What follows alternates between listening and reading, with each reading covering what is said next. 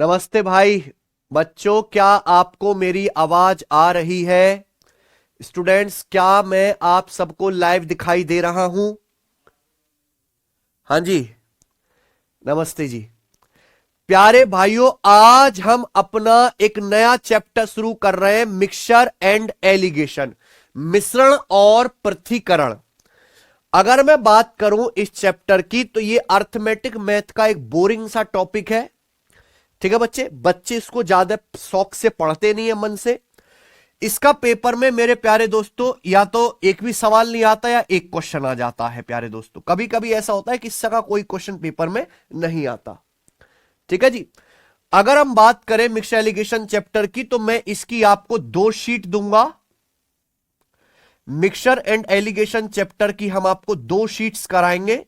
मुझे तो चैप्टर ये बहुत अच्छा लगता है और 100 से ज्यादा क्वेश्चंस मैं आपको इस चैप्टर में कराऊंगा, 100 से ज्यादा सवाल। ठीक है बच्चे, और 5 से 6 क्लास में ये चैप्टर खत्म हो जाएगा। 5 से 6 क्लास में ये चैप्टर खत्म हो जाएगा मेरे भाई। लेकिन अभी अभी लेटेस्ट के ट्रेंड को देखते हुए मिक्सचर एलिगेशन के घुमा फिरा के सवाल आने लगे मेरे भाई। मिक्सचर के सवाल आए ना आए, पर एलिगेशन के कॉन्सेप्ट पे, मतलब जो सवाल अलग है लेकिन एलिगेशन से हो जाता है, आपको क्वेश्चन जरूर देखने को मिलता है। तो अब इस चैप्टर के 1 से 2 क्वेश्चन आपको पेपर में देखने को मिल जाते हैं। ठीक है बच्चों,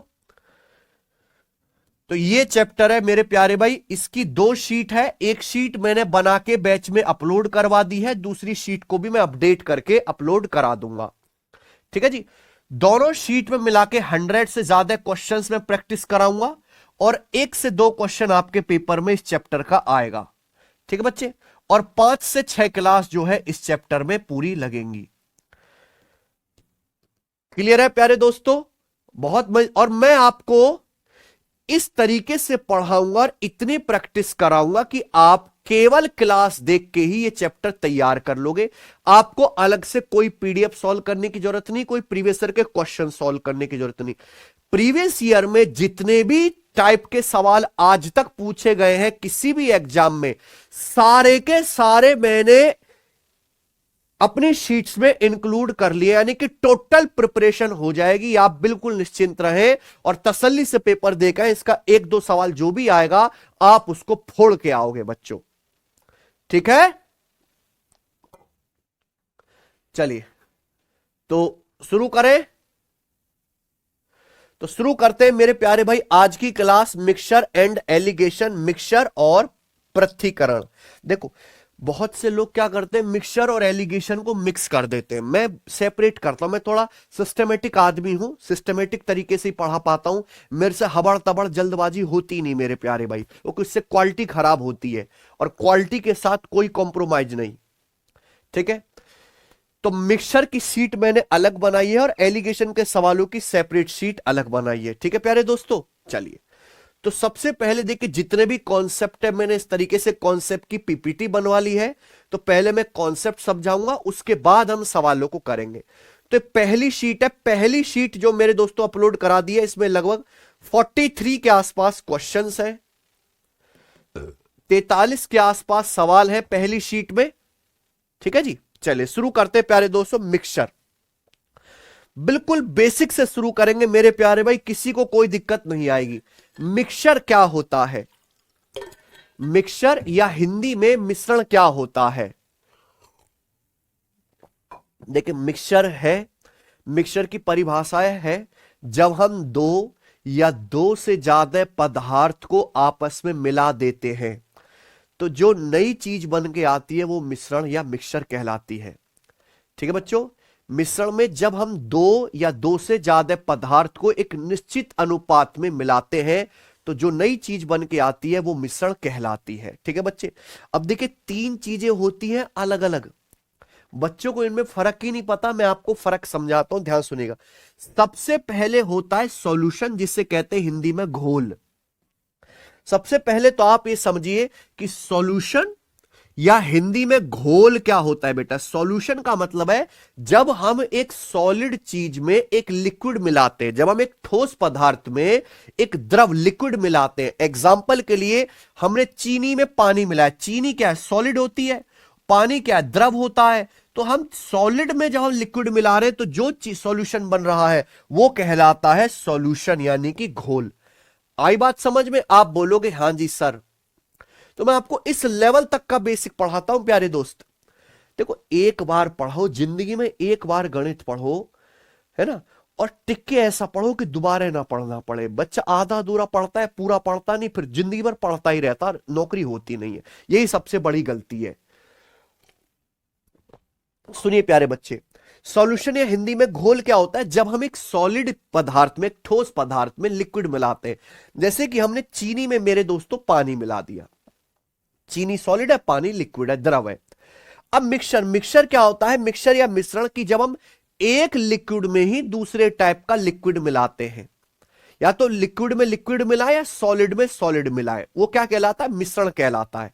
मिश्रण का मतलब एक जैसी वस्तु मिलानी, या तो लिक्विड में लिक्विड मिलाओ या सॉलिड में सॉलिड मिलाओ। एग्जाम्पल के लिए मेरे प्यारे बच्चों, हमने दूध, दूध क्या है? लिक्विड होता है, तरल होता है, द्रव होता है। पानी भी तरल होता है, लिक्विड होता है। तो मिल्क में वाटर मिला दिया, तो मिल्क और वाटर का जो बनेगा मेरे प्यारे में एक नई चीज, वो क्या कहलाएगी? मिश्रण कहलाएगी।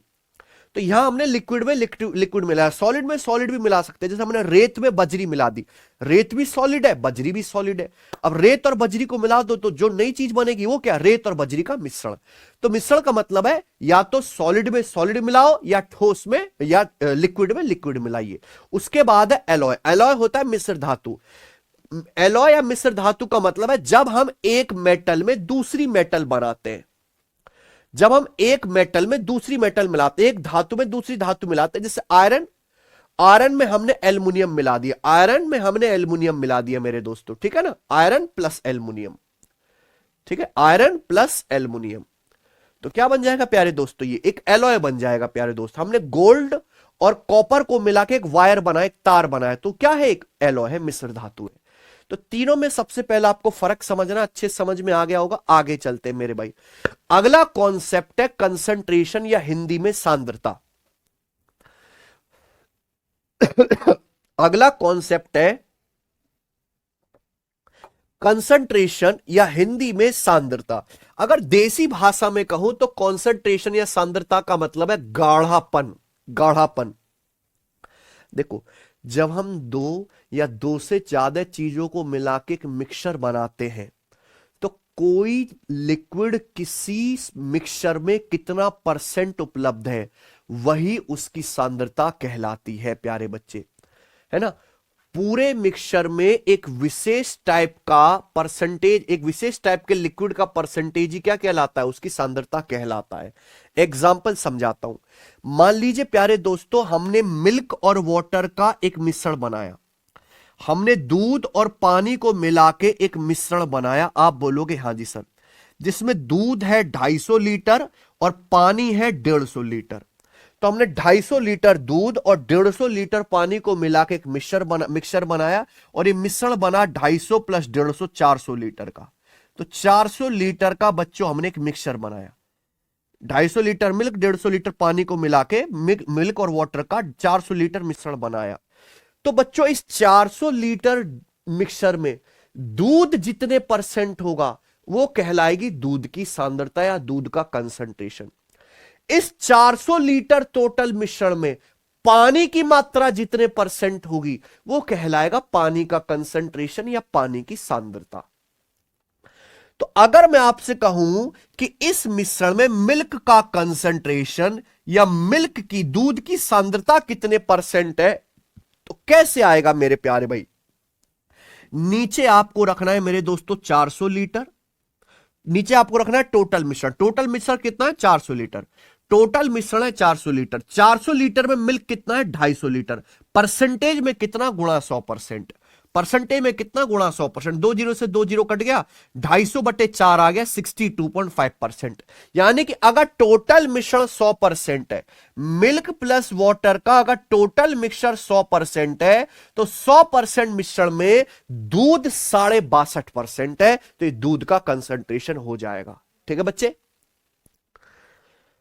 ऐसे ही प्यारे बच्चों आप पानी की सांद्रता देखिए कि दूध पानी के मिश्रण में पानी का कंसंट्रेशन क्या होगा। तो आप यहां देखो भाई, टोटल मिश्रण कितना है, टोटल मिश्रण है मिल्क प्लस वाटर का 400 लीटर।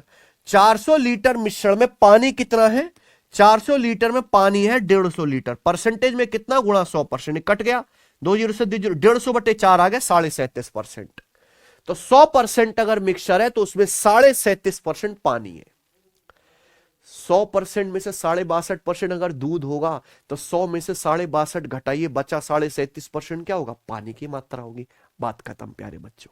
मुझे लगता है मेरे भाइयों को सब कुछ अच्छी तरीके से दिमाग में फिट हो रहा है, समझ में आ रहा है। ठीक है ना प्यारे भाई, कोई तकलीफ समस्या बताओ, कोई भी समस्या यहां तक नहीं है। ठीक है जी। तो कंसंट्रेशन का मतलब है कि कोई चीज टोटल मिश्रण में कितने परसेंट उपलब्ध है, वही उसका कंसंट्रेशन कहलाता है। आगे चलेंगे मेरे दोस्तों, अगला कॉन्सेप्ट डेंसिटी या घनत्व। डेंसिटी या हिंदी में कहते हैं प्यारे दोस्तों घनत्व। देखो डेंसिटी नापा जाता है लिक्विड की, लिक्विड या द्रव की डेंसिटी। डेंसिटी का मतलब होता है मास बटे वॉल्यूम, मास बटे वॉल्यूम, द्रव्यमान बटे आयतन। देखो वॉल्यूम को किस में नापते हैं, वॉल्यूम नापा जाता है देखो डेंसिटी क्या होता है, डेंसिटी या हिंदी में घनत्व का मतलब है मास बटे वॉल्यूम, द्रव्यमान बटे आयतन। वॉल्यूम जो है बच्चों हम लीटर में नापते हैं, किसी भी लिक्विड का वॉल्यूम हम नापते हैं लीटर में, लीटर में। और मास जो वजन नापते हैं बच्चों हम नापते हैं ग्राम में। किस में नापते हैं, ग्राम में। वजन हम किस में नापते हैं, ग्राम में या किलोग्राम में, ग्राम में नापते हैं बेसिकली। तो यानी कि डेंसिटी का जो मतलब है वो है ग्राम प्रति लीटर। डेंसिटी की यूनिट क्या आ गई, ग्राम, ग्राम प्रति लीटर। अब डेंसिटी का मतलब क्या है, किसी लिक्विड के 1 लीटर वॉल्यूम का वजन जो होता है वो उसकी डेंसिटी कहलाती है। किसी लिक्विड के 1 लीटर का वजन जो होता है वो उसकी डेंसिटी कहलाती है। मान लीजिए प्यारे दोस्तों आपके पास सरसों का तेल है और आपसे सरसों के तेल का व्यापारी कहता है भाई साहब सरसों के तेल के 1 लीटर को तोल के देखो 1300 ग्राम वजन आएगा। कितना आएगा, 1300 ग्राम। 1 लीटर आप जानते हैं वॉल्यूम या आयतन, वॉल्यूम कोई द्रव जितनी जगह घेरता है वो वॉल्यूम कहलाता है। वॉल्यूम मतलब जगह। तो मेरे प्यारे भाई कोई आपसे कहता है व्यापारी कि सरसों का तेल है हमारे पास 1 लीटर का वजन, इसके 1 लीटर का वजन तराजू में 1300 ग्राम आता है। तो आप ये कहोगे कि सरसों के तेल की जो डेंसिटी है, जो घनत्व है वो है 1300 ग्राम प्रति लीटर। यानी कि हर 1 लीटर का वजन 1300 ग्राम है। क्या है डेंसिटी। तो डेंसिटी कैसे आता है, वजन को वॉल्यूम से डिवाइड करते, मास को वॉल्यूम से डिवाइड करके। क्लियर है। यानी कि 1 लीटर वॉल्यूम का जो वेट होता है किसी लिक्विड का वही उसका मास या घनत्व वही उसका डेंसिटी या घनत्व कहलाता है। समझ में आई बात। आगे चलते हैं अगला कॉन्सेप्ट प्यारे दोस्तों, अगला कॉन्सेप्ट, अगला कॉन्सेप्ट। ठीक है। और आज केवल इसी कॉन्सेप्ट पे सवाल चलेंगे। आपको ये बात तो बहुत मामूली लग सकती है कि मास्टर कितना पागल है, एक ही बात को बार बार बताता रहता है जैसे हम मूर्ख हो। बेटा आप मूर्ख नहीं हो, आप एक बात को हल्के में लेते हो और आप उसको जब अच्छे से समझते नहीं हो तो सवालों में लगा नहीं पाते। कोई बात जो आपको आसान लगती है वो आप सवालों में क्यों नहीं लगा पाते, क्योंकि आप उसको इग्नोर करते हो, ध्यान नहीं देते। इसलिए हर एक छोटी बड़ा कॉन्सेप्ट जानना बहुत जरूरी है। तो इस कॉन्सेप्ट को पूरी ताकत के साथ समझिएगा मेरे प्यारे भाई, पूरी ताकत के साथ समझिएगा। मान लीजिए कि हमारे पास दूध पानी का एक मिश्रण है, मान लीजिए हमारे पास दूध पानी का एक मिश्रण है टोटल 400 लीटर। मान लीजिए हमारे पास दूध पानी का एक मिश्रण है टोटल 400 लीटर। जिसमें दूध 250 लीटर है और पानी 150 लीटर है। मेरी बात समझ पा रहे हैं? मान लीजिए प्यारे बच्चों, हमारे पास मिल्क वाटर का एक मिश्रण है 400 लीटर, जिसमें दूध 250 लीटर है, पानी की मात्रा 150 लीटर है। तो मिल्क और वाटर का रेशियो कितना होगा? दूध और पानी की मात्रा का अनुपात क्या होगा? 50 से कट जाएगा। 50 पंजे 250, 50 तिया 150, 5:3। यानी कि 400 लीटर मिश्रण में मिल्क और वाटर की क्वांटिटी का रेशियो 5:3 होगा। इस 400 लीटर मिश्रण में इस 400 लीटर मिश्रण में मिल्क और वाटर की क्वांटिटी का रेशियो कितना है? 5:3 है। समझ में आया? हमारे पास दूध पानी का 400 लीटर मिश्रण है, जिसमें 250 लीटर दूध है, 150 लीटर पानी है। तो मिल्क वाटर का रेशियो कितना है? 50 से कट गया, 5:3। तो ये जो मिल्क वाटर का रेशियो है, ये मिक्सचर का नेचर है, ये मिश्रण का नेचर है। मेरे प्यारे भाई ध्यान से सुनना, ये मिश्रण का नेचर है, नेचर।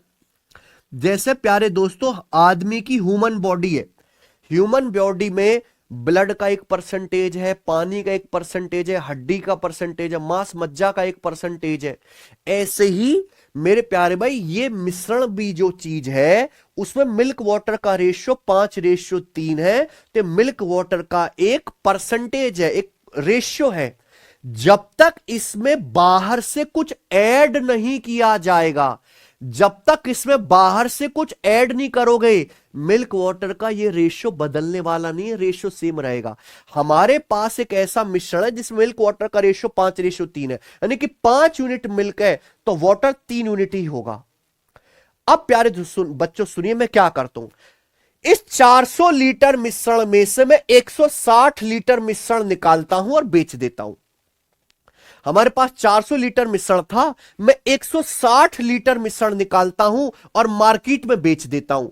तो हमारे पास कितना मिश्रण बचेगा? 400 लीटर था, मैंने 160 लीटर निकाला दूध पानी का मिश्रण और बेच दिया, तो हमारे पास कितना बचा? 400 में से 160 घटे, 240 लीटर मिश्रण बचा।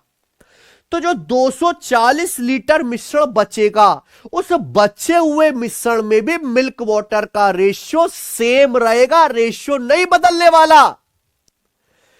इस 240 लीटर मिश्रण में भी मेरे प्यारे भाई मिल्क वाटर का मिश्रण अभी भी 240 लीटर ही रहेगा प्यारे भाई। मिल्क वाटर का रेशियो नहीं बदलने वाला, जब तक मैं बाहर से दूध ऐड नहीं कर दूंगा, बाहर से और पानी नहीं मिला दूंगा, रेशियो नहीं बदलेगा मेरे प्यारे भाई। हमारे पास 400 लीटर मिश्रण था मिल्क वाटर का, जिसमें मिल्क वाटर का रेशियो 5:3 है। 160 लीटर मिश्रण निकाला, उसको बाजार में बेच दिया, तो बचा कितना? 240 लीटर। इस बचे हुए 240 लीटर मिश्रण में भी मिल्क वाटर का रेशियो सेम 5:3 ही रहेगा। बताओ मिल्क कितना होगा, वाटर कितना होगा? मिल्क वाटर का रेशियो अगर 5:3 है तो टोटल हो जाएगा 5 + 3 8। 8 की वैल्यू 240 लीटर है, 30 गुना।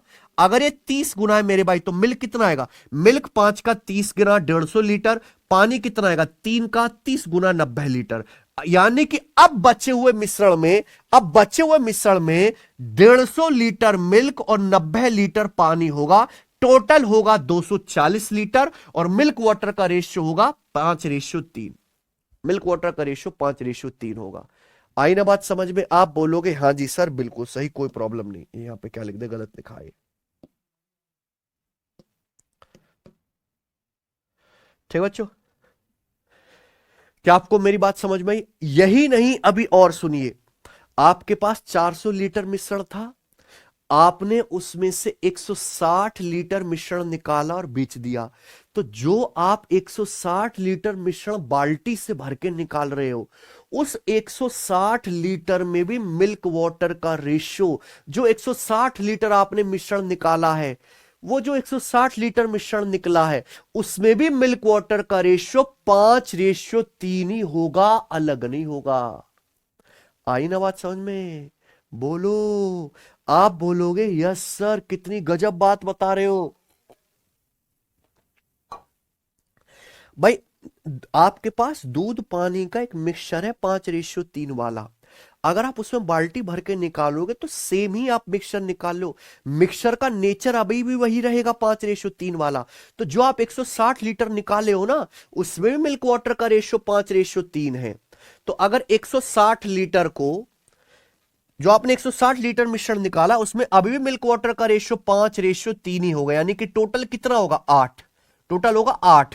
8 की वैल्यू अगर 160 लीटर है 20 गुना, 8 की वैल्यू 160 लीटर है 20 गुना, तो 5 की वैल्यू भी 20 गुना होगी 100 लीटर, 3 की वैल्यू भी 20 गुना होगी 60 लीटर। यानी कि आपने जो 160 लीटर मिश्रण निकाला है बच्चों, उसमें मिल्क भी 100 लीटर निकला होगा, और मिल्क 100 लीटर निकला होगा, पानी 60 लीटर निकला होगा।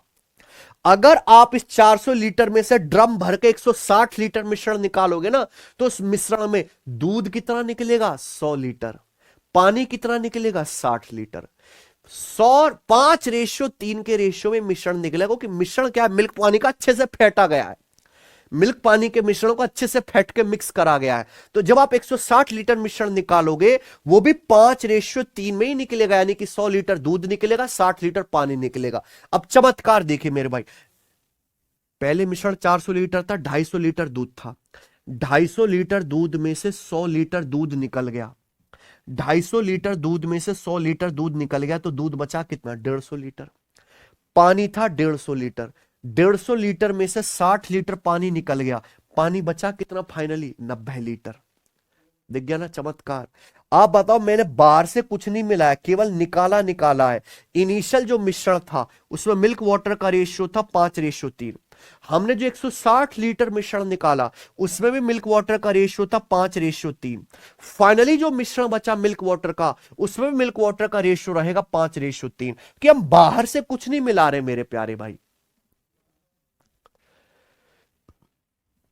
ये एक कॉन्सेप्ट से सारे डाउट आपके क्लियर हो जाएंगे।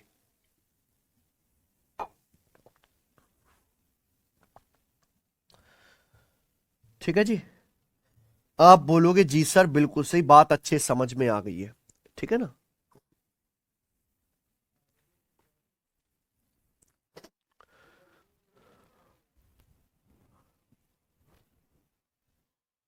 ठीक है बच्चों। तो मेरे प्यारे भाई, हमारे पास एक चीज और बताता हूं, हमारे पास 400 लीटर मिश्रण है जिसमें मिल्क वाटर का रेशियो 5:3 है। तो आप बताइए इसमें मिल्क का कंसंट्रेशन कितना है, मिल्क का कंसंट्रेशन कितना है भाई। टोटल 5 और 3 8 है, टोटल मिश्रण अगर 8 है तो 8 में से मिल्क है 5। वाटर का कंसंट्रेशन कितना है मेरे प्यारे भाई, ये बताइए भाई। टोटल मिश्रण अगर 5 + 3 8 है, तो उसमें से वाटर कितना है 3। यानी कि हमारे पास ऐसा मिश्रण है जिसमें मिल्क का कंसंट्रेशन 5/8 है, वाटर का कंसंट्रेशन 3/8 है। अगर मैं 160 लीटर मिश्रण निकालूंगा, 160 लीटर, तो जो 160 लीटर मिश्रण निकालूंगा, उसमें मिल्क अपना कंसंट्रेशन ही निकलेगा। मिल्क जो है, अगर मैं 160 लीटर मिश्रण निकालता हूं, 400 में से 160 लीटर मिश्रण निकालता हूं, तो मिल्क अपने कंसंट्रेशन में ही निकलेगा। मिल्क 160 का 5/8 लीटर, यानी कि कितना हुआ 100 लीटर निकलेगा। पानी भी अपने कंसंट्रेशन के हिसाब से निकलेगा। टोटल 160 लीटर मिश्रण मैंने निकाला, 160 लीटर मिश्रण में पानी का कंसंट्रेशन क्या होना चाहिए 3/8। तो पानी भी 160 लीटर में अपनी सांद्रता के हिसाब से 3/8 यानी कि 60 लीटर ही निकलेगा प्यारे दोस्तों। आई ना बात समझ में, सेम ही बात है। तो ये कंप्लीट कॉन्सेप्ट है, मुझे लगता है सबको बातें समझ में आ गई हैं। अब हम इस पर बेस सवाल करेंगे, जितना भी पढ़ा हमने। आ जाइए सवाल नंबर 1, बिल्कुल बेसिक क्वेश्चन से शुरू करेंगे दोस्त, आ जाओ।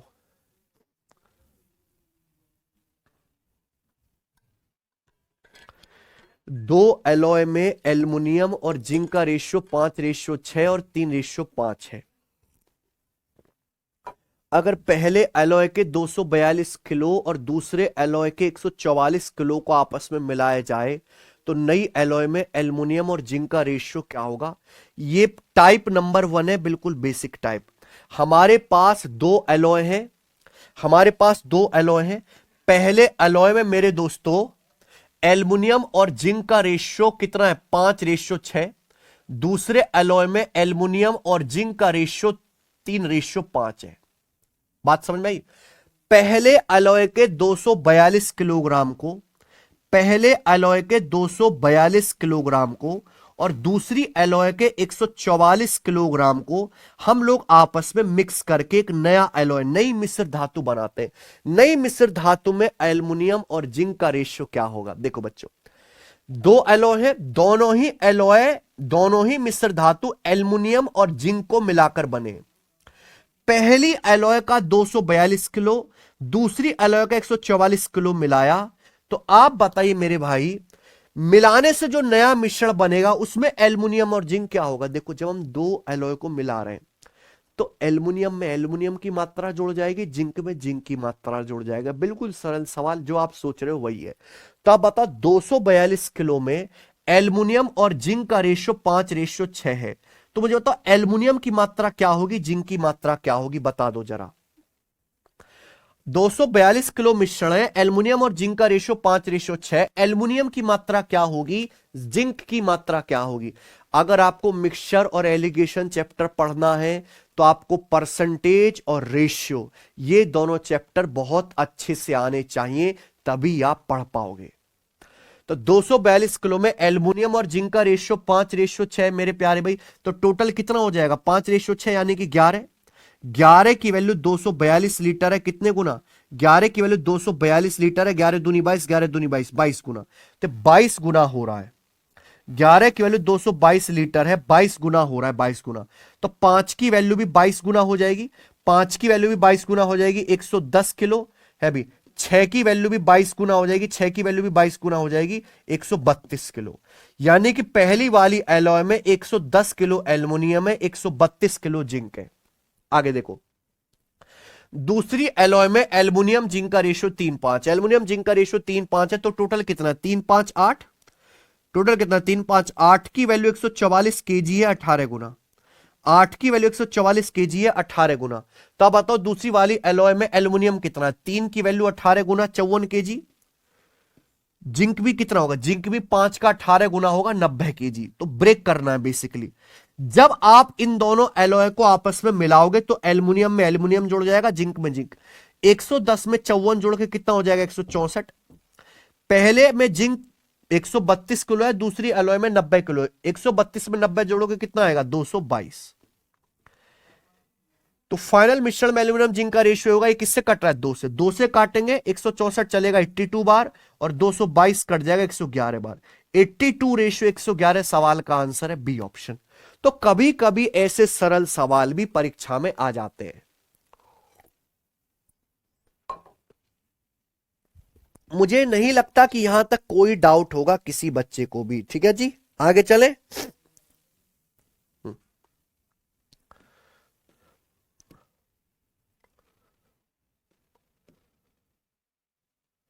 जी, अगला टाइप मेरे दोस्तों, अगला टाइप भी बहुत सरल है। 2 क्वेश्चन मैं आपको इस टाइप पे कराऊंगा, 2 सवाल।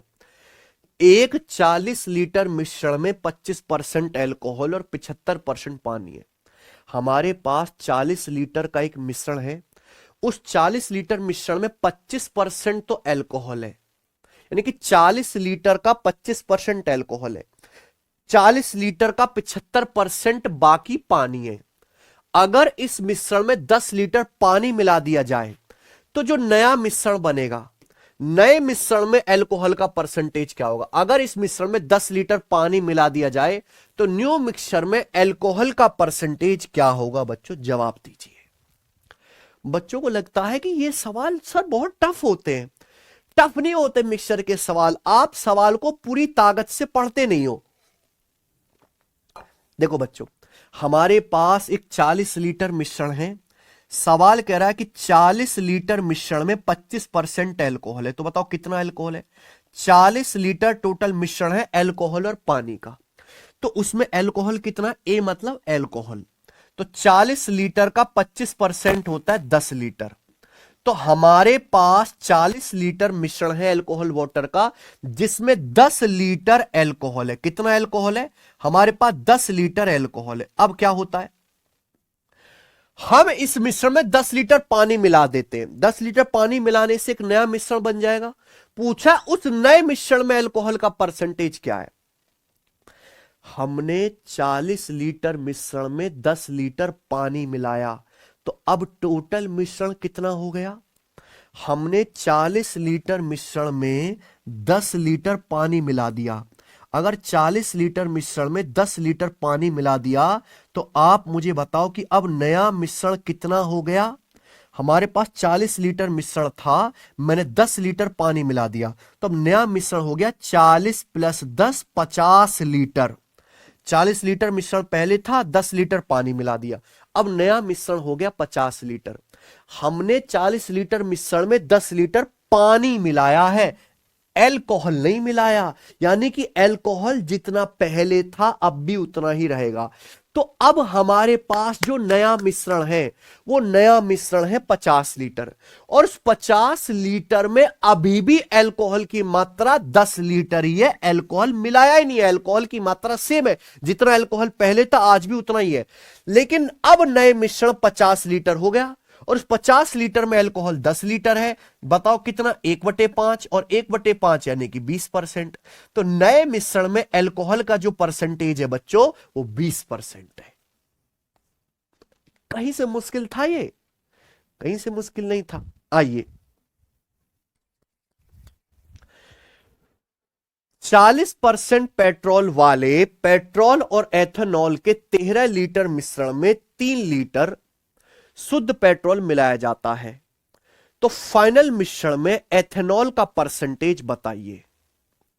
फाइनल मिश्रण में एथेनॉल का परसेंटेज क्या होगा? बताओ बच्चों।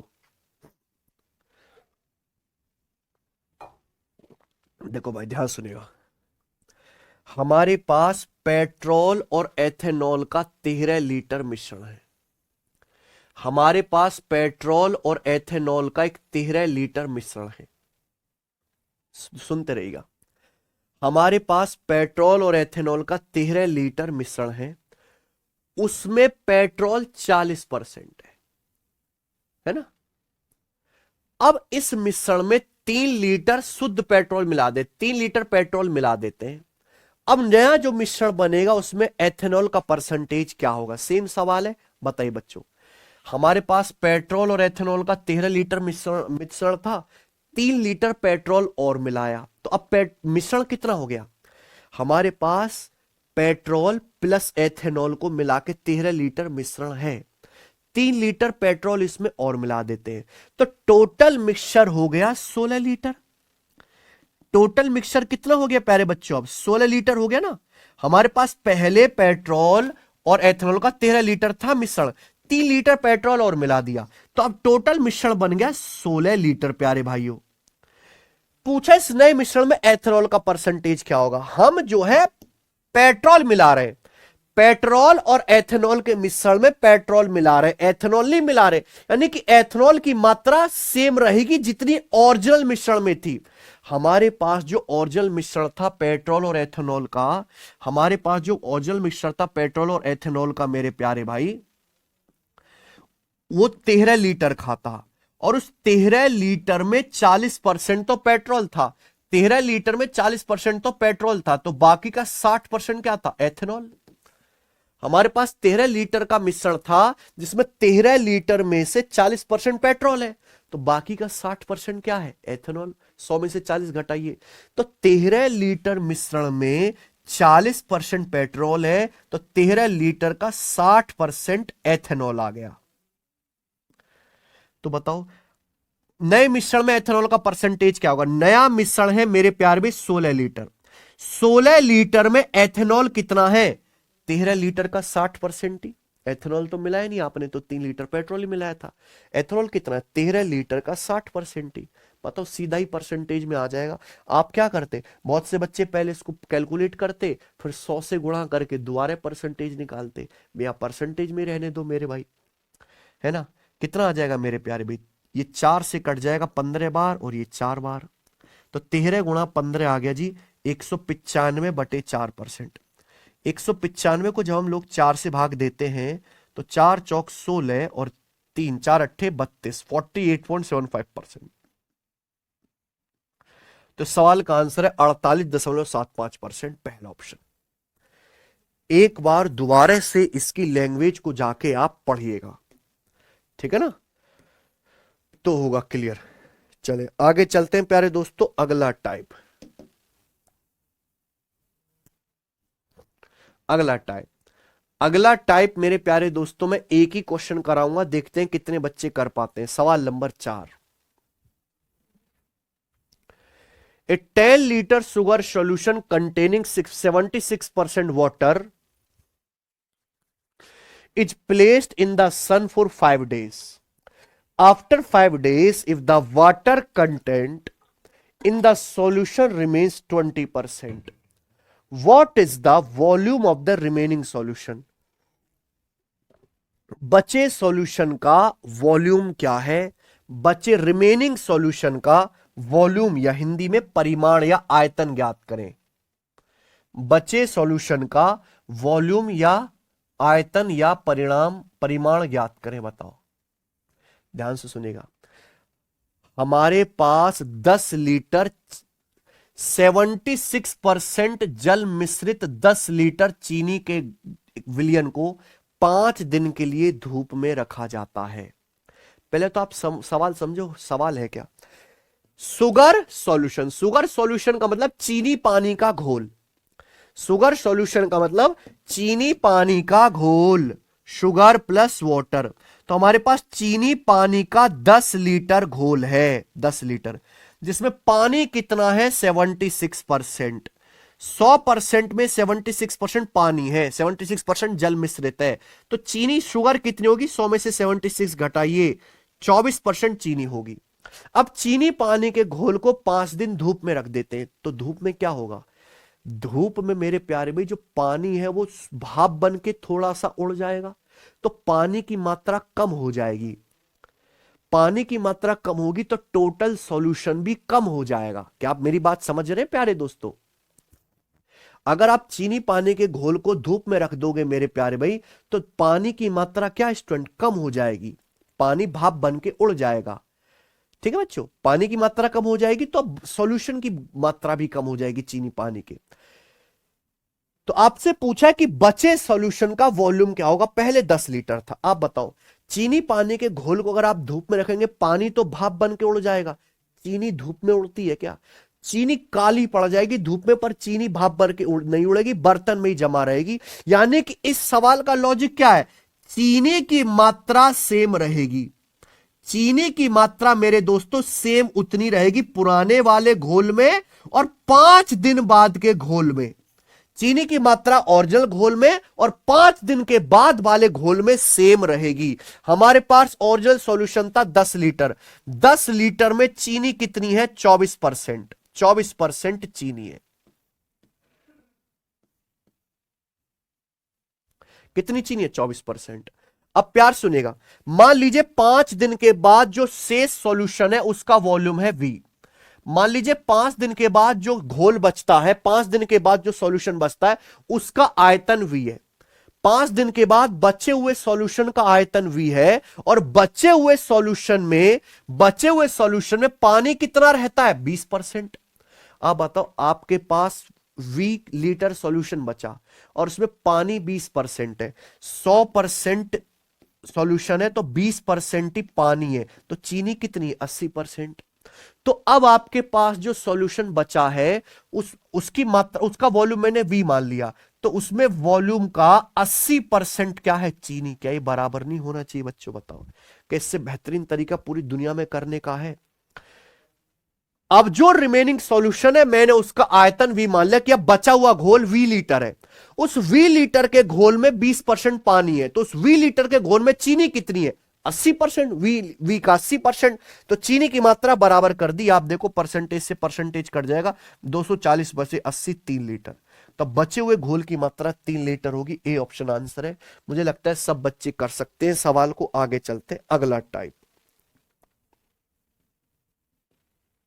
नेक्स्ट अगला टाइप आइए। इस टाइप के प्यारे दोस्तों मैं आपको 4 सवाल कराऊंगा। ये जो टाइप हम आपको बताने वाले हैं, इस टाइप के स्टूडेंट हम आपको 4 सवाल कराएंगे, और ये है डेविएशन बेस्ड। बच्चों मैंने आपको डेविएशन पढ़ाया है, स्टूडेंट मैंने आपको डेविएशन पढ़ाया है कि जब भी हम दो चीजों को मिलाकर एक नई चीज बनाते हैं मेरे प्यारे भाई, तो ऐसे अगर बीच में प्लस का साइन आता है तो वहां हम डेविएशन लगा सकते हैं। बच्चों कंसंट्रेशन जो होता है, सांद्रता, कंसंट्रेशन किसको बेस मान के निकाला जाता है? मैंने आपको पढ़ाया है। जैसे आपको दूध की सांद्रता निकालनी है तो कंसंट्रेशन किसको बेस मान के निकाला जाता है? नीचे क्या रखेंगे? टोटल मिश्रण, और ऊपर मेरे दोस्तों जो पूछा गया, जैसे दूध की सांद्रता पूछी गई तो ऊपर क्या रखेंगे? दूध की मात्रा, परसेंटेज में गुणा 100%, ऐसी हो गया ना। तो नीचे हमेशा टोटल मिश्रण आता है। कंसंट्रेशन या सांद्रता हमेशा टोटल मिक्सचर को बेस मान के निकाली जाती है। वैसे तो तरीके बहुत सारे हैं करने के, पर जो मैं बताऊंगा वो बेस्ट है, ध्यान सुनिएगा। 3 bottle of same capacity are 30%, 40%, 25% full of orange juice. हमारे पास 3 बोतल है, 3 बोतल है, तीनों की कैपेसिटी सेम है, समान धारिता की 3 बोतल है। सेम कैपेसिटी का क्या मतलब है कि अगर तीनों बोतल को पूरा भरा जाए तो उनमें बराबर लिक्विड आएगा, बराबर जूस आएगा। तीनों बोतल को फुल भरने पर उनमें बराबर जूस आएगा। तीनों की जो कैपेसिटी है सेम, एक जैसी बोतल है। इन तीनों बोतल में पहले में 30% संतरे का जूस भरा है, दूसरे में 40% संतरे का जूस भरा है, तीसरी बोतल में 25% संतरे का जूस भरा है, बाकी खाली है। अब क्या बोला है? They are filled up completely by adding apple juice. 30, 40, 25% ही संतरे का जूस भरा है, बाकी बोतल खाली है। तो बाकी बोतल को एप्पल का जूस डाल के पूरा भर दिया जाता है। बाकी तीनों बोतलों को पूरी तरीके से सेब का जूस डाल के भर दिया जाता है। अब इन तीनों ही बोतल के कंटेंट को, तीनों बोतल को एक बड़े बर्तन में खाली करते हैं। अब बताओ उस बड़े बर्तन में एप्पल जूस का परसेंटेज क्या होगा?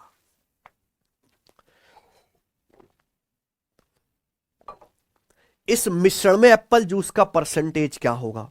तो हम 3 बोतल को मिलाकर, ध्यान सुनिएगा, हमारे पास 3 बोतल है, फर्स्ट, सेकंड और थर्ड, 3 बोतल हैं प्यारे बच्चों। 3 बोतल सेम कैपेसिटी की हैं, तीनों बोतल की जो कैपेसिटी है वो सेम है, तीनों बोतल की धारिता सेम है। यानी कि अगर मैं इनकी कैपेसिटी की बात करूं, इनके आयतन का बात करूं, 1:1:1 होगा। यानी कि तीनों बोतल में जो टोटल मिश्रण आएगा वो 1:1:1 के रेशियो में होगा। तीनों बोतल में जो मिश्रण आएगा मेरे दोस्तों वो 1:1:1 के रेशियो में होगा कि नहीं? कैपेसिटी सेम है तीनों की।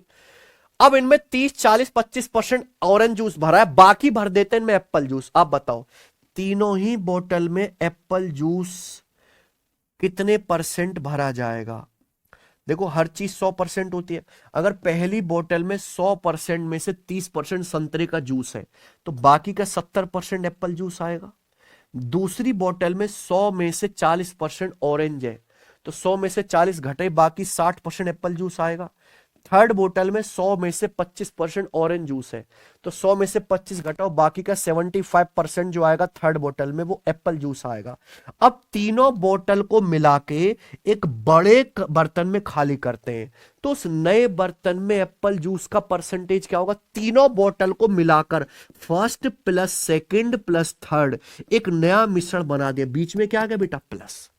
और जहां बीच में प्लस आया वहां क्या लगेगा? डेविएशन या वेटेड एवरेज। डेविएशन लगा लेते हैं या वेटेड एवरेज लगा लेते हैं, है ना, बात एक ही है।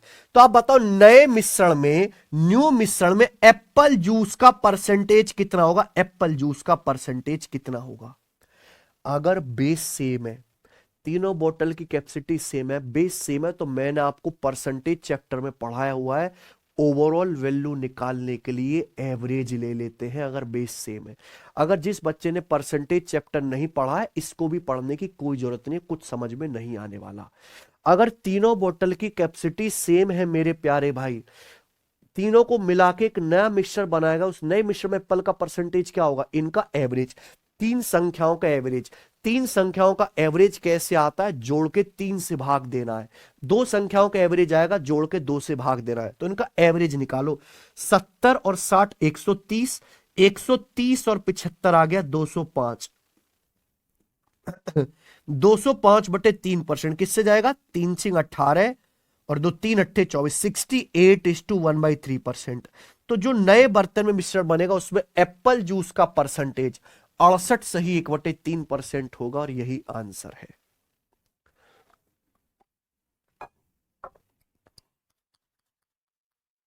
बताइए प्यारे स्टूडेंट्स, कोई कंफ्यूजन नहीं रखना, अच्छे समझना, आगे चलेंगे। अब थोड़ा स्पीड बढ़ाते हैं। सवाल नंबर 6, 15 लीटर घोल जिसमें 40% एसिड और 60% पानी है, उसमें 25 लीटर ऐसा सॉल्यूशन मिलाया गया जिसमें 60% एसिड और 40% पानी है। फाइनल मिश्रण में पानी का परसेंटेज बताओ। दो घोल है मेरे प्यारे भाई यहां पर। पहला घोल है 15 लीटर, दो घोल है, मान लीजिए दो घोल है, फर्स्ट और सेकंड। पहला घोल की मात्रा 15 लीटर है, दूसरा घोल की मात्रा 25 लीटर है। यही बन रहा है सवाल में। पहला घोल 15 लीटर है जिसमें 40% एसिड है, 60% पानी है। उसमें एक दूसरा घोल मिलाते 25 लीटर जिसमें 60% एसिड है, 40% पानी है। दोनों को मिलाने से, फर्स्ट प्लस सेकंड दोनों को मिलाने से जो नया मिश्रण बनेगा, रिजल्टेंट मिश्रण, उसमें पानी का परसेंटेज कितना होगा? तो बेटा पानी पे ही फोकस करो, अगर पानी निकालना है। पानी का कंसंट्रेशन पे फोकस करो। पहले मिश्रण में कितना पानी है? 60%। दूसरे मिश्रण में कितना पानी है मेरे प्यारे भाई? 40%। दूसरे मिश्रण में कितना पानी है? 40%। आप इन दोनों को मिला के नया मिश्रण बनाओगे तो नए मिश्रण में पानी का परसेंटेज क्या होगा? यही सवाल है। क्या ये डेविएशन का क्वेश्चन नहीं है? फर्स्ट प्लस सेकंड दोनों को मिला के नया मिश्रण बनाते हैं, नए मिश्रण में पानी की मात्रा क्या होगी? देखो पानी की मात्रा कैसे निकालेंगे? पानी का परसेंटेज, ये पानी का कंसंट्रेशन है। कंसंट्रेशन हमेशा टोटल मिश्रण को बेस मान के निकाला जाता है। तो ये जो आपको टोटल मिश्रण की वैल्यू दी है, इनकी एग्जैक्ट वैल्यू की कोई जरूरत नहीं है, आप इनका रेशियो ले लो मेरे भाई। यहां तो फिर भी डेटा आसान है। मुश्किल डेटा होता तो ये मेथड और एफिशिएंट होते हैं। ये 5 तिया 15, 5 बच्चे 25, 3:5 हो जाएगा। पहले और दूसरे मिश्रण की मात्रा का अनुपात 3:5 है। पहले में 60% पानी है, वेटेड एवरेज बहुत आसान है। पहले में कितना पानी है? 3 का 60% 180। दूसरे में कितना पानी है? 5 का 40% 200। तो ये आ जाएगा 180 + 200, 380% पानी है। कितने सॉल्यूशन में टोटल सॉल्यूशन आएगा 3 + 5, 8 में से आ गया। 8 चौक 32, 6 0 8 7 56। ठीक है,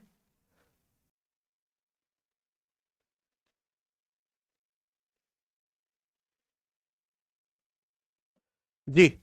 ये देखो सवाल नंबर 8, ये जो टाइप है ये इस कॉन्सेप्ट का है जो मैंने आपको समझाया कि अगर आपके पास एक मिश्रण है, आप इसमें से कुछ मिश्रण निकालोगे तो सेम रेशियो में निकलेगा और जो फाइनल मिश्रण बचेगा वो भी रेशियो सेम ही रहेगा।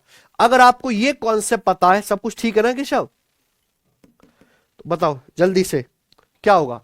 एक बर्तन में 63 लीटर सेब के रस और पानी का मिश्रण है। सेब रस और पानी का रेशियो 3:4 है। अगर 14 लीटर मिश्रण निकाल लिया जाए, फिर बाद में 6 लीटर पानी मिला दिया जाए, तो फाइनल मिश्रण में सेब का रस लगभग कितने परसेंट होगा? फाइनल मिश्रण में सेब का रस लगभग कितने परसेंट होगा? ध्यान सुनिएगा। हमारे पास एक कंटेनर है जिसमें एप्पल जूस और वाटर का 63 लीटर मिश्रण है और इसमें एप्पल जूस और वाटर का रेशियो 3:4 है। सुनते रहेगा। हमारे पास एक कंटेनर में 63 लीटर सेब और पानी के रस का मिश्रण है जिसमें एप्पल जूस और वाटर का रेशियो 3:4 है। अब अगर मैं इसमें से 14 लीटर मिश्रण निकाल दूंगा तो 14 लीटर मिश्रण निकालने के बाद जो बचेगा मिश्रण, उसमें भी एप्पल वाटर का रेशियो तो सेम रहेगा ना, 3:4। तो अगर 63 लीटर में से 14 लीटर निकाल लूंगा तो कितना बचा? 63 में से 14 घटाई 49 लीटर बचा। 63 लीटर में से अगर 14 लीटर मिश्रण निकाल लूंगा तो बचा 49 लीटर मिश्रण। उस 49 लीटर बचे हुए मिश्रण में अभी भी एप्पल वाटर का रेशियो सेम रहेगा, 3 4 बदलेगा नहीं। तो बताओ एप्पल कितना होगा, वाटर कितना होगा। टोटल हो गया 3 और 4 7, 3 4 7, 7 की वैल्यू 49 लीटर है प्यारे दोस्तों, 7 गुना। तो एप्पल जूस कितना होगा, 3 का 7 गुना 21 लीटर। वाटर कितना होगा, 4 का 7 गुना 28 लीटर। तो यानी कि एप्पल है 21 लीटर, वाटर है 28 लीटर। तो अब जो है मेरे भाई 63 लीटर मिश्रण था, उसमें मैंने 14 लीटर निकाल दिया, बचे 49 लीटर में एप्पल होगा 21 लीटर, वाटर 28 लीटर होगा। अब इस मिश्रण में मेरे प्यारे भाई 6 लीटर पानी मिला दिया। पानी कितना था, 28 लीटर। 28 लीटर में अब 6 लीटर पानी मिला दिया। तो अब मेरे दोस्तों मैंने जब पानी मिलाया, एप्पल जूस तो नहीं मिलाया, तो एप्पल जूस तो 21 लीटर ही रहेगा, लेकिन पानी हो गया 28 प्लस 6 34 लीटर। तो जो फाइनल मिश्रण बना, उस फाइनल मिश्रण में एप्पल और वाटर का रेशियो क्या 21:34 नहीं आ गया। फाइनल मिश्रण में एप्पल कितना 21 और पानी हो गया 34, एप्पल वाटर का रेशियो हो गया 21:34। तो फाइनल मिश्रण में एप्पल का रस कितने परसेंट है, तो फाइनल मिश्रण में एप्पल कितना परसेंट है मेरे प्यारे में, जवाब दीजिए।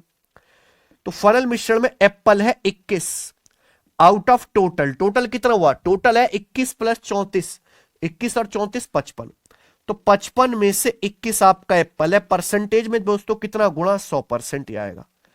तो 5 से 100 कटेगा 20 बार, 5 से 55 कटेगा 11 बार।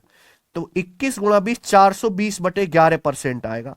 फाइनल मिश्रण में एप्पल 420/11% जो अप्रोक्स आएगा। 11 तिया 33, 33 के बाद बचेगा 9 0, 11 अट्ठे 88, अप्रोक्स 38%। ऑप्शन नंबर है यहां पर 11 तिया 33, 9 0 11, अप्रोक्स 38% के करीब आएगा। यहां पे ठीक कर लीजिए, 18 नहीं है बेटा, ये 38% है, ये ऑप्शन।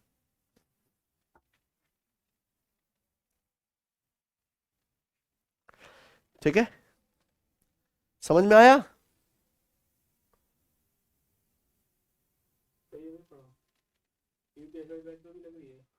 ठीक है, चलो आइए अगला सवाल। सवाल नंबर 9। एक बर्तन में एसिड और वाटर का 32 लीटर सॉल्यूशन है, जिसमें एसिड और वाटर का रेशियो 5:3 है।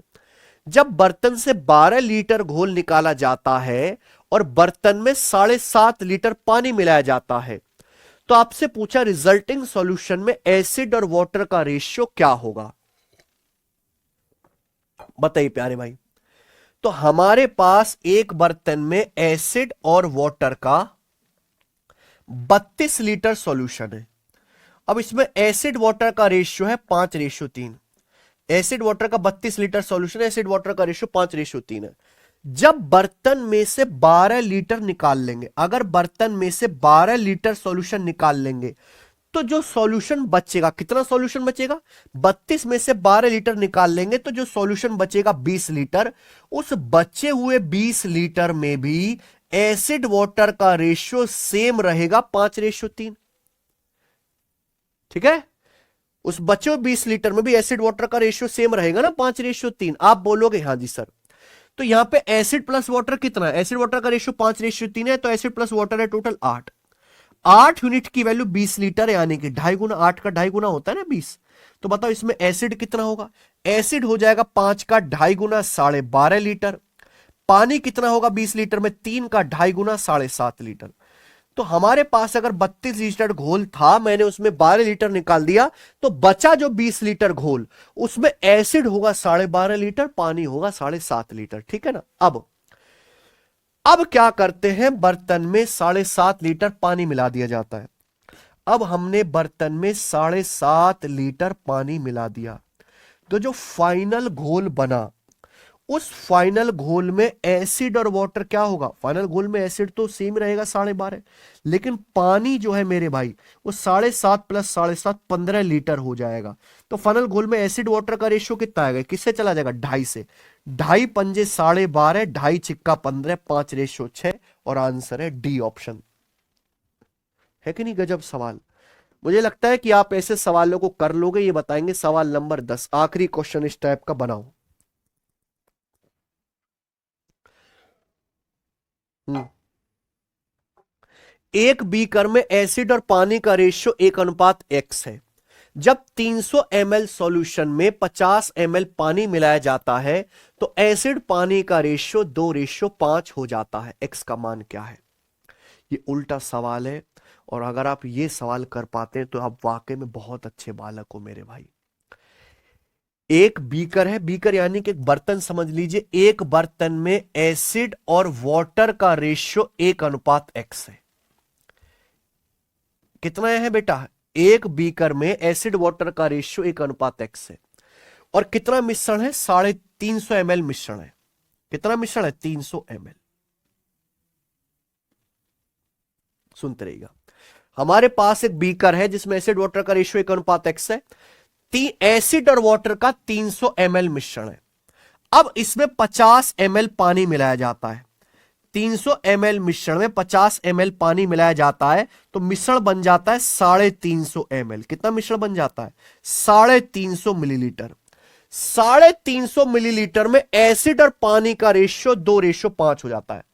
350 ml में एसिड और वाटर का रेशियो 2:5 हो जाता है। तो एक्स का मान बताइए प्यारे बच्चों, बताओ।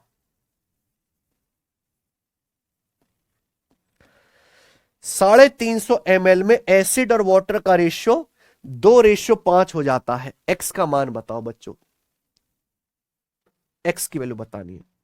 यही सवाल है। हमारे पास एक बर्तन था, एक बीकर था जिसमें एसिड वाटर का रेशियो 1:x है, 300 ml। हमने उसमें 50 ml पानी मिला दिया। 300 ml में 50 ml पानी मिला दिया। 300 ml में एक्चुअली में मैंने 50 ml पानी मिला दिया तो मिश्रण बन गया 300 + 50, अब 350 ml। 350 ml में एसिड वाटर का रेशियो 2:5। इस एक्स की वैल्यू क्या है? तो आप बताओ। ये रेशियो तो पता है ना मुझे पूरी तरीके से, 2:5। तो एसिड वाटर का टोटल कितना है? 2, 5, 7। एसिड वाटर का टोटल कितना है? 2, 5, 7। 7 की वैल्यू 350 ml है, 50 गुना। अगर ये 50 गुना हो रहा है तो 2 की वैल्यू 50 गुना आएगी 100 ml, और 5 की वैल्यू भी 50 गुना आ जाएगी 250 ml। यानी कि अब मेरे पास जो सॉल्यूशन है, उसमें 100 ml एसिड है और 250 ml वाटर है। अब जो मेरे पास सॉल्यूशन है उसमें 100 ml एसिड है, 250 ml वाटर है। मुझे पता करना है कि पुराने सॉल्यूशन में क्या था। पुराने, देखो अगर हम बात करें तो मैंने एसिड तो मिलाया नहीं। एसिड जितना पहले था अभी भी उतना ही है। अगर एसिड अभी 100 ml है तो ओरिजिनल सॉल्यूशन में एसिड पहले भी 100 ml ही होगा। तो अब बताओ ओरिजिनल सॉल्यूशन में फिर वाटर कितना होगा? ओरिजिनल सॉल्यूशन 300 ml है। अगर 100 ml एसिड है तो वाटर कितना होगा? 200 ml वाटर होगा कि नहीं?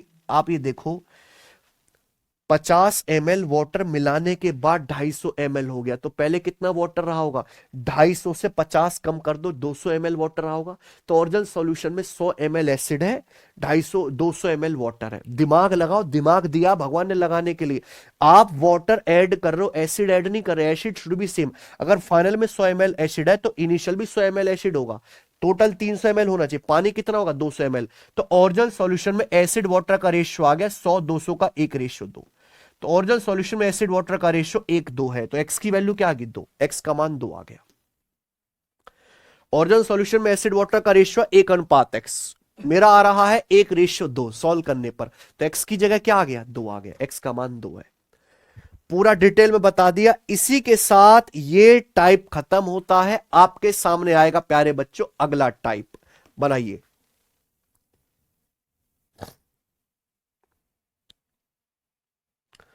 ठीक है, चलो सवाल नंबर 11 देखते हैं कितने बच्चे इस सवाल को कर पाते हैं। फटाफट बताइए। 208 किलो, 312 किलो और 832 किलो कैपेसिटी वाले 3 बक्से क्रमशः गेहूं की 3 किस्म A1, B1 और C1 से पूरी तरह भरे हुए हैं। ध्यान सुनेगा मेरे भाई, बहुत बढ़िया सवाल है। 2 क्वेश्चन कर लेंगे हम ऐसे मेरे भाई, ठीक है, थोड़े अलग अलग हैं। हमारे पास 3 अलग अलग बक्से हैं। 3 अलग अलग बक्सों में 3 अलग अलग टाइप का गेहूं है, A1, B1 और C1। तीन अलग अलग बक्से हैं। पहले बक्से में 208 किलोग्राम, 312 किलोग्राम, 832 किलोग्राम कैपेसिटी वाले तीन बक्से हैं, जिनमें गेहूं की तीन किस्म A1, B1, C1 से पूरी तरीके से भरे हुए हैं। तो पहले बक्से में A1 टाइप का गेहूं है 208 किलो, दूसरे बक्से में B1 टाइप का गेहूं है 312 किलो, तीसरे बक्से में C1 टाइप का गेहूं है 832 किलो।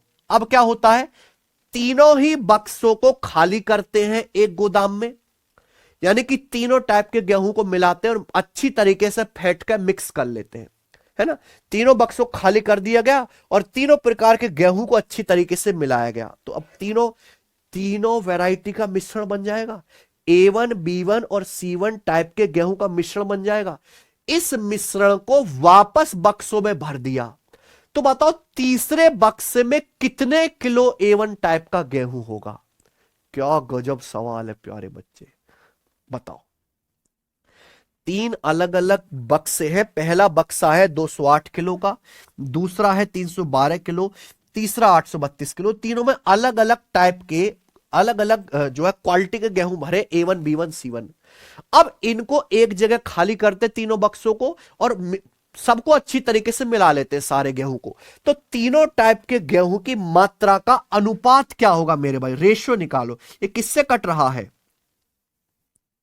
ये सब 8 से कट रहा है। 8 दूनी 16 और 4 8 छिंग 48, और 8 से 8 तिया 24 और 8 नाम 72, फिर 8 से 104, फिर ये कट गया मेरे प्यारे भाई, देखो 13 से कट गया 13 से, तो 13 दूनी 26, 13 तिया 39 और 13 अट्ठे 104, यानी कि तीनों टाइप के गेहूं की मात्रा का रेशियो 2:3:8 आ गया। तीनों टाइप के गेहूं की मात्रा का अनुपात 2:3:8। अब ये जब मैं तीनों टाइप के गेहूं को खाली करके बढ़िया से मिला लूंगा, तो जो मिश्रण बनेगा उस मिश्रण में तीनों वैरायटी का रेशियो 2:3:8 होगा कि नहीं। अब इस मिश्रण को वापस तीनों बक्सों में भर देते हैं, वापस तीनों बक्सों में। तो जो तीसरा डब्बा है, तीसरा डब्बा कितने किलो का है, तीसरा डब्बा मेरे दोस्तों 832 किलोग्राम का है। तो इस तीसरे 832 किलोग्राम के डब्बे में A1 टाइप का गेहूं कितना होगा। तो मेरे भाई जब मैंने तीनों टाइप के गेहूं को मिक्स कर दिया, तो जो मिक्सचर है उसमें A1, B1, C1 का रेशियो ये है कि नहीं। तो तीसरे टाइप के बक्से में जो मिश्रण जाएगा वो इसी रेशियो में जाएगा। इस रेशियो में मेरे प्यारे भाई A1 टाइप का गेहूं कितना होगा, 2 यूनिट, 2 यूनिट। और आउट ऑफ टोटल कितना होगा, 2 3 5 8 13, 2/13 आ जाएगा, है ना। तो 13 छिंग 78 और प्यारे दोस्तों 13 चौका 52, 128 किलो।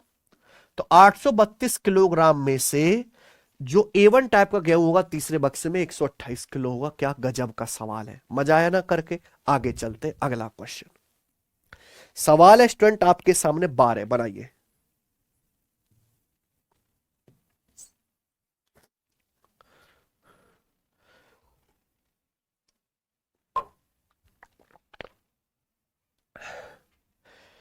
तीन एसिड PQR की सांद्रता 15, 25 और 35% दी गई है।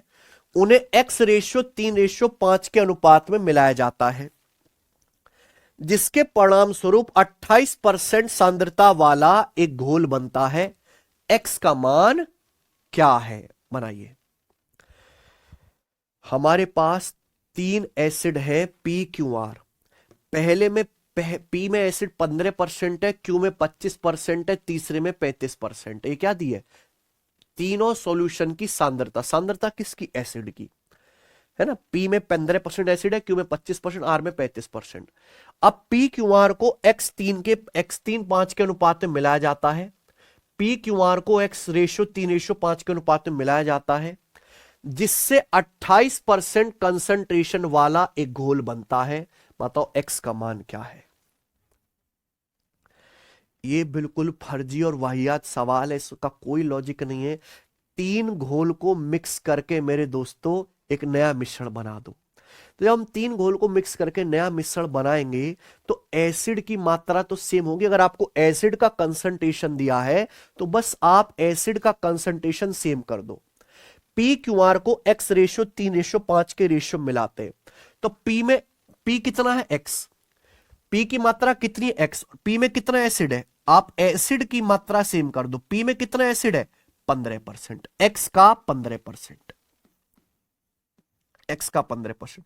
आप क्यू कितना लेते हो, क्यू लेते हो आप 3 यूनिट, उसमें एसिड कितना है 25%, 3 का 25%, प्लस प्लस आप आर कितना लेते हो, आर लेते हो 5 यूनिट, उसमें एसिड कितना है, उसमें एसिड कितना है 35%, 35%। तो आपने तीनों को मिला दिया, पी क्यू आर तीनों को मिला दिया मेरे प्यारे भाई, एक्स 3 5 है ना, पी कितना मिला है एक्स यूनिट, ये मिलाया आपने 3 5, तो तीनों